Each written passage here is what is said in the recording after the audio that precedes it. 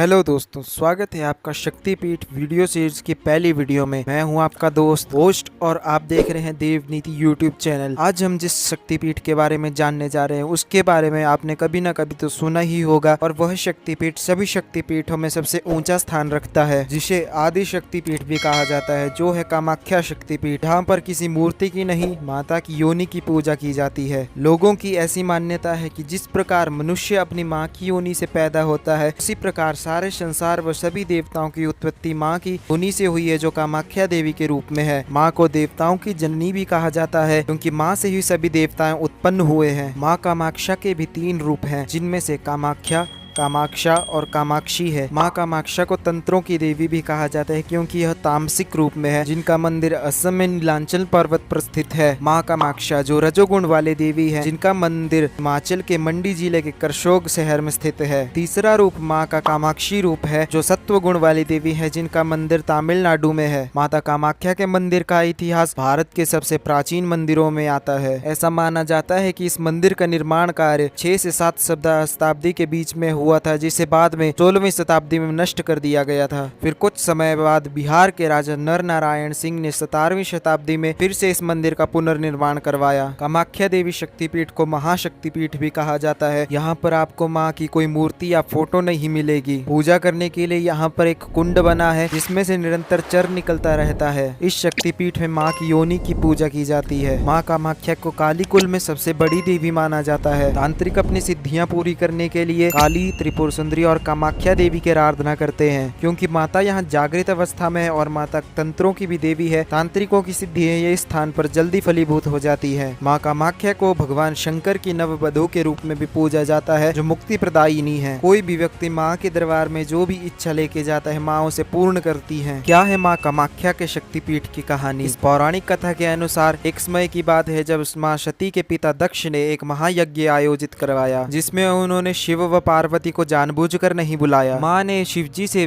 दक्ष के बिना आमंत्रण के ही उस यज्ञ में जाने की इच्छा जताई। जब शिवजी के मना करने पर भी माँ नहीं मानी, तो माँ अपनी इच्छा से ही उस दक्ष के यज्ञ में चली गई। माँ सती को वहां देखकर दक्ष अत्यधिक क्रोधित हो गया और सती माता के सामने व भरी सभा के सामने उसने शिवजी का अपमान किया। माँ अपने पति का अपमान सहन न कर पाई और उस यज्ञ कुंड में अपने शरीर को भस्म कर लिया। जब शिवजी को यह पता चला, तो वह माँ सती के शरीर को लेकर इधर उधर विचरण करने लगे। भगवान विष्णु ने अपने सुदर्शन चक्र से माँ के शरीर को कई हिस्सों में काट दिया। जिस स्थान पर माँ की योनि गिरी, वह कामाख्या शक्तिपीठ के रूप में विख्यात हुआ। मिलता है एक अनोखा प्रसाद। जहाँ पर अन्य मंदिरों में हलवा, लड्डू, पूरी इत्यादि प्रसाद मिलते हैं, वहाँ पर कामाख्या देवी मंदिर में एक लाल कपड़े का प्रसाद भक्तों को दिया जाता है। दरअसल में जब माँ 3 दिन के लिए रजस्वला होती है, तो माँ के मंदिर के पाट 3 दिन के लिए बंद कर दिए जाते हैं और एक सफेद कपड़ा वहाँ पे जमीन पर रख दिया जाता है। जब माँ के मंदिर के पट खोलते हैं, तब वह सफेद कपड़ा लाल रंग का हो जाता है, जिसे भक्तों में थोड़ा थोड़ा बांट दिया जाता है, जिसे भक्त प्रसाद रूप में ग्रहण करते हैं और अपने घर में पूजा स्थल में रखते हैं। माँ के इस लाल कपड़े में अनोखी शक्तियाँ होती हैं। जिस भक्त को भी यह मिलता है, माँ का स्वयं आशीर्वाद उस पर होता है। स्वयं माँ कामाख्या की ही इच्छा से और आशीर्वाद से वह कपड़ा उस भक्त को मिलता है। जिस भक्त के भी घर में वह कपड़ा रखा होता है, उसकी सारी दुख पीड़ाएं माता स्वयं खत्म करती है व धन धान्य से उसके जीवन को भर देती है, जिसे अम्बुवाची वस्त्र कहा जाता है। इन्हीं 3 दिन के दौरान ब्रह्मपुत्र नदी का पानी लाल हो जाता है। मान्यता है कि जब माँ रजस्वला होते हैं, उसी कारण यह ब्रह्मपुत्र नदी का पानी भी 3 दिन के लिए लाल हो जाता है। भक्त इस पानी को बहुत पवित्र मानते हैं। लगता है अम्बुवाची मेला। साल में इन्हीं 3 दिन में जब माँ रजस्वला होती है, तब अम्बुवाची मेला का आयोजन किया जाता है, जहाँ पर भक्त दूर दूर से आते हैं और माँ के दर्शन करते हैं तथा मेले का आनंद लेते हैं। यह मेला भारत के कई मेलों में से प्रसिद्ध मेले के रूप में देखा जाता है। भैरव के दर्शन करना है जरूरी। जो भक्त माँ के तीर्थ यात्रा पे आए होते हैं, उनके लिए भैरव के दर्शन करना बहुत जरूरी होता है। बिना भैरव के दर्शन किए इस तीर्थ यात्रा को अपूर्ण माना जाता है। माँ कामाख्या के भैरव का नाम उमानंद भैरव है, जो कि एक काल भैरव है, जो कि अत्यंत उग्र स्वरूप के हैं और बुरी शक्तियों का विनाश करने वाले हैं। आते हैं तांत्रिक यहाँ पर अपनी सिद्धियां पूरी करने के लिए। माँ कामाख्या का शक्तिपीठ एक जागृत शक्तिपीठ है और माँ कामाख्या को तंत्रों की देवी भी कहा जाता है। इसी कारण देश के कोने कोने से अनेक तांत्रिक तांत्रिक यहाँ पर सिद्धियां प्राप्त करने के लिए आते हैं। माँ कामाख्या उन्हें अनेक प्रकार की सिद्धियां देती हैं और वो उन सिद्धियों के कारण ही वो तांत्रिक चमत्कार करने में भी सक्षम होते हैं। भारत में सबसे ज्यादा तंत्र क्रियाएं कामाख्या शक्तिपीठ में ही की जाती हैं। यहाँ पर वशीकरण आदि षटकर्म क्रियाएं भी की जाती हैं। माँ कामाख्या के तांत्रिक बुरी शक्तियों को भगाने में भी सक्षम होते हैं। यहाँ के तांत्रिक अपनी शक्तियों का सोच विचार कर ही प्रयोग करते हैं, क्योंकि माँ की दी हुई शक्तियों का दुरुपयोग करने से वो उन पर ही भारी पड़ती है। अगर आपको और भी सारे शक्तिपीठों के बारे में विस्तृत में जानना है तो हमारे चैनल को जरूर सब्सक्राइब करें। इस शक्तिपीठ सीरीज में हम सारे शक्तिपीठों को डिस्क्राइब करने वाले हैं। मिलते हैं अगली शक्तिपीठ की कहानी और कथा के साथ, तब तक के लिए goodbye, thanks for watching.